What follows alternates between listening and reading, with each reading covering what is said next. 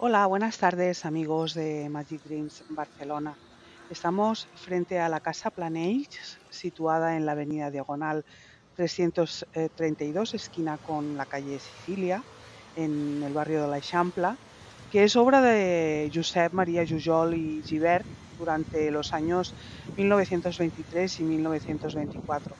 La Casa Planells, considerada la última obra modernista edificada en Barcelona, constituye un ejemplo singular dentro del modernismo catalán.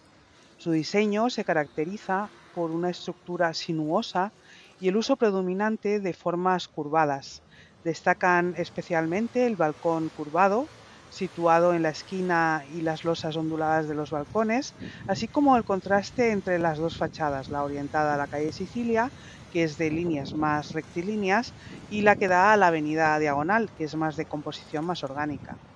Con el propósito de aprovechar al máximo un solar de reducidas dimensiones, el arquitecto Josep Maria Jujol aplicó una tipología de viviendas en dúplex, logrando así superficies interiores amplias de aproximadamente unos 120 metros cuadrados, pese a las limitaciones del terreno.